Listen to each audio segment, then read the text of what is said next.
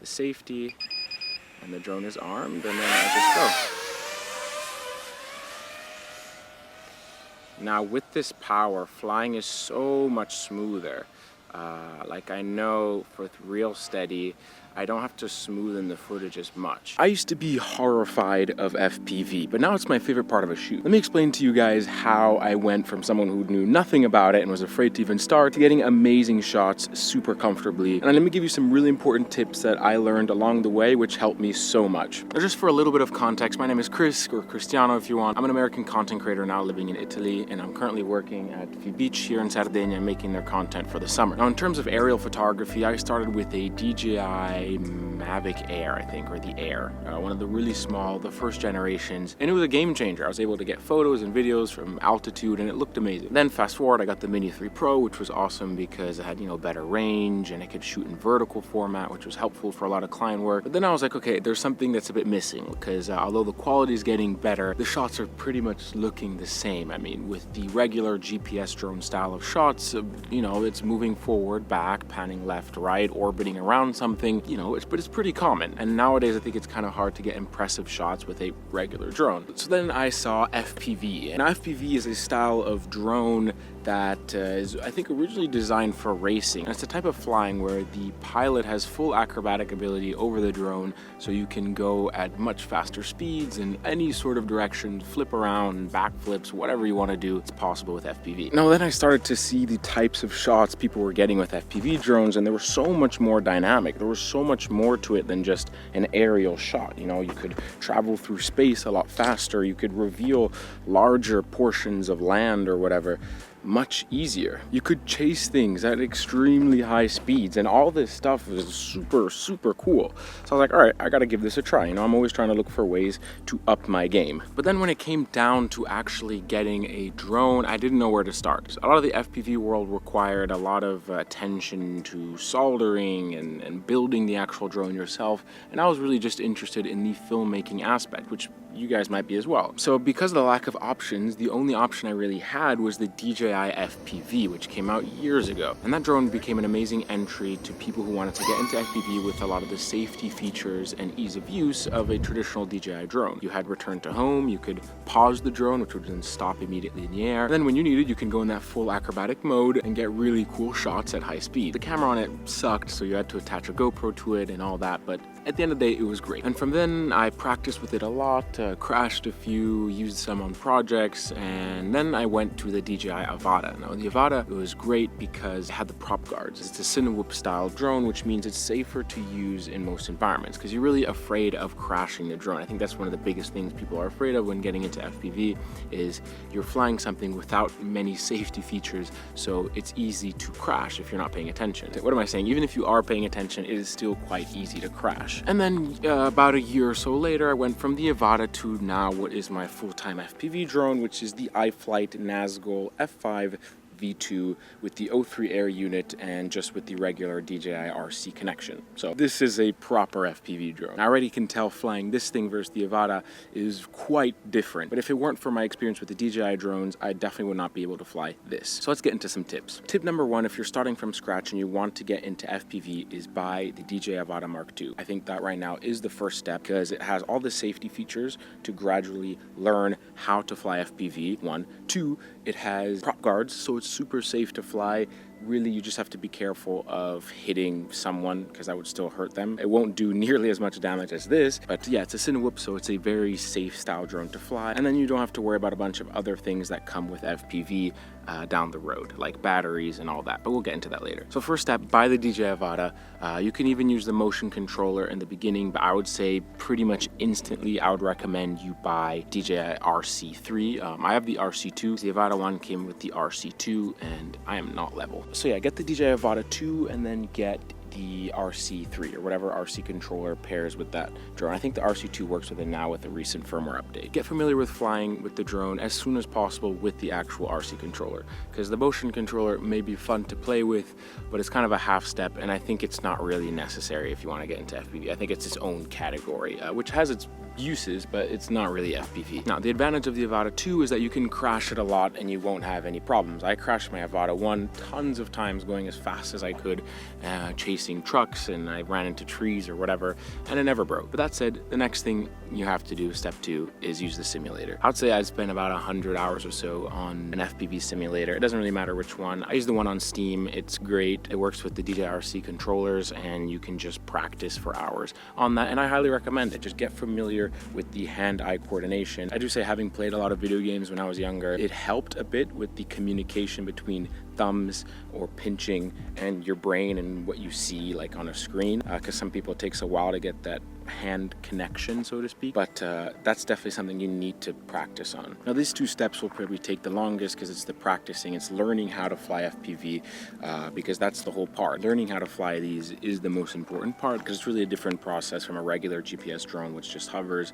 These really cannot stay still unless you're really forcing a hover. Now, after hours and all that, the next thing I would actually recommend, which is kind of a weird thing to recommend, but I found it super useful, is learning how to use GoPros, and which means learning about GoPros, the qualities they shoot in, ND filters so that you get motion blur, just using the 180-degree rule, which is basically just using a shutter speed twice your frame rate, and then you're using an ND filter, which is basically sunglasses for your camera just to make sure the image isn't too bright. And this is pretty much vital when shooting FPV because you want there to be motion blur as you fly around so that it actually looks like you're moving, and the footage will just look so much better. And the next thing you need to get familiar with is Real Steady, which is a software that you buy from GoPro, which allows you to stabilize your footage so much, and it's really night and day, the before and after, and so that's another thing I would recommend getting familiar with. Basically will help you long term and become faster at determining what ND filters to use, because sometimes when you're in a moment, maybe you're trying to shoot a sunset, which I'm basically doing here every day, and I need to know what ND filter to put on the GoPro before I even start flying, so I kind of have to study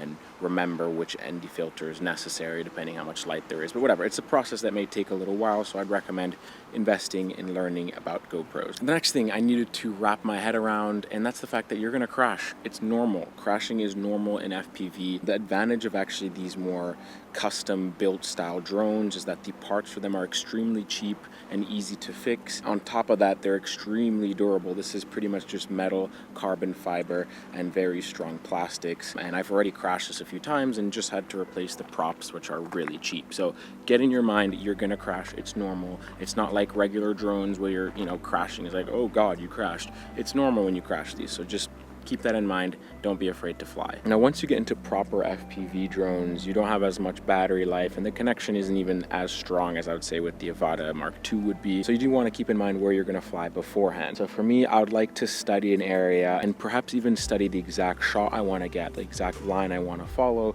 before I even send the drone up, because I have limited time and I want to make sure I have good connection the entire flight. If you're in the air and you're looking for places to shoot, then you're already wasting time and risking losing your drone or whatever. So study the area, study what gaps you can go through, or maybe use a regular drone, GPS drone, just to study the area, fly around, see where the connection might drop off from where you're flying from, maybe see power lines you didn't notice. Just study the area well before you send up the actual FPV drone to minimize your risk. Now, I've never used the Avata 2. I've seen it fly, and it's pretty much the same power from what I've seen as the Avata 1.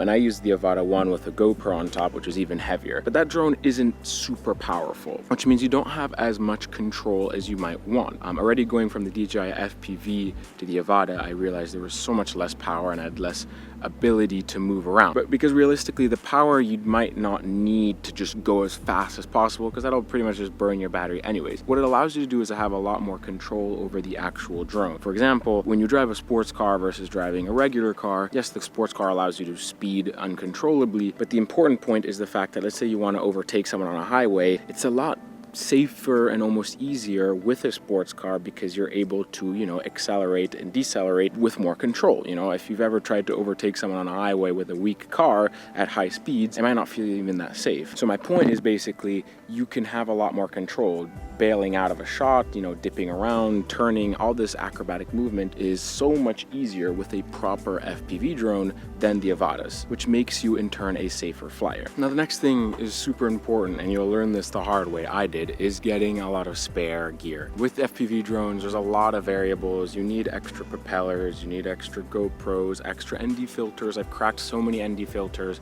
when I would do maybe a light crash even, and not having spares is the worst. I have so many ND 32s because because 32 is the most common ND I use because it's the one I use during the entire day. Having extras is so important, extra batteries, even extra chargers, because so much can go wrong with almost any part of filmmaking really, but especially in FPV, you want spares of everything. Another thing to keep in mind that I read about, it's never happened to me, but be careful with your goggles in the outdoors, because you don't want the sun to be looking down into the lenses, or else it can burn your actual screen. So I always try to keep them covered or away from the sun, or if I'm flying, you know, just make sure I'm not in a direction where I can accidentally put them down and have sun beat inside of here, because that can break them. For the sake of this video, let's just go for a flight. I put a battery on the iFlight Nazgul. A lot of people were asking how I was able to fly like one of these racing quads with the DJI system. This is the Goggles 2, DJI RC2,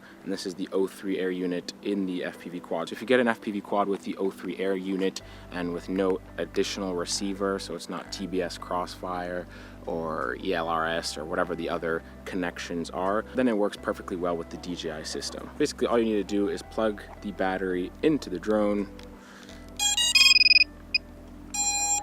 makes all these noises, turn on the controller, turn on the goggles, press and then press and hold, and then just wait a bit for everything to pair up. I already have an ND32 filter on, heard that beep beep, which means everything is linking up. Press record on the GoPro, don't want to forget to do that. Another piece of advice I'd give is choosing the right camera angle. So you want to shoot at a camera angle that isn't too, you know, high, because the higher the angle is, the more angled your flying will be, which means you'll be going really fast. I find 25 degrees is like the perfect amount. Once you get up to 30 or so, you're going pretty fast, and for cinematic flying, it is not necessary. Unless you're chasing something, it's not necessary at all. So yeah, you want to keep hyper smooth off. This is all stuff you'll learn once you get familiar with the GoPro system. You know, you want to make sure just your GoPro is aligned with the actual camera, which is like this. So let me align that up so that it matches what I see in the goggles. Shooting at 5.3K, 30 frames per second with an ND32. The goggles on. I'm gonna back up a little bit here. And then I have a bunch of safety features placed on the remote here, because you can bind all the buttons to be pretty actually similar to the Avada's buttons. I'm connected to 16 satellites, as the FPV drone I got has GPS. So I have a pre-arm, so unless I allow this pre-arm, the drone actually won't start. The safety, and the drone is armed, and then I just go. Now with this power, flying is so much smoother. Like I know with real steady, I don't have to smoothen the footage as much. It's naturally just very smooth outside the GoPro. I'm up here, by the way. Yeah, that's me. Let's go up here. And you see on my screen here, because I'm recording also my goggles, I have my speed, altitude, distance, and there's like this little arrow you see which shows me where my home point is pretty much. It's not as accurate as most you know, DJI drones, but you know, just little dives there. Like doing something like that with the Avada would be so much scarier, so much scarier. And then at the bottom left you see my voltage per cell. Generally with these FPV drones, they charge until 4.2 volts on this 6-cell drone, and then you want to stop them around 3.6, 3.5 volts, because that's this whole other conversation about voltage and charging these things. So we won't talk about that this video, because that can get confusing. So yeah, no, I'm just doing really safe flying here. This thing, if you want, I can show you, it can get quite a bit of speed if I punch it. As you saw, my voltage dropped quite a bit there to 3.4, so you just want to make sure you have enough. You know, going 120. I have a pretty low camera angle, so I'm not going super fast here, because I found that, you know, I'm just trying just trying to get cinematic shots. So here it's not really necessary. And most cinematic shots are just a straight line or following a line, and that's even easier with a lower camera angle.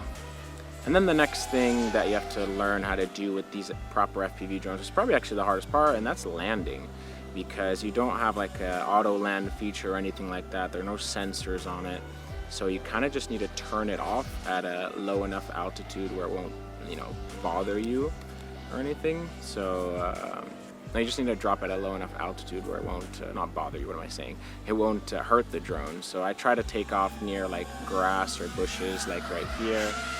And then I can try to have it land on the asphalt here. And once you get a good throttle control, and then turn it off just like that. So yeah, I didn't even use the full pack, and I still have quite a bit of battery left. I probably could have flown for an extra 2-3 minutes there. But realistically, I think that's more than enough time. And yeah, this is a very strong, you know, carbon fiber bottom, so it can take, you know, landings on harsher grounds, and it's fine. But it's better to do it in grass if you can. So yeah, then I just unplug it, turn everything off, and you're done. So that's pretty much it. Again, putting the goggles down away from the sun, and yeah, that's pretty much it. So thank you guys so much for watching. Hopefully this was helpful for you in some way. I think FPV is something you don't need to be afraid of, and it's super exciting to actually be able to fly this stuff. So yeah, that's pretty much it. I'll have a link to the things I use in the description below if you want to check it out, and I'll see you guys in the next video. All right, peace.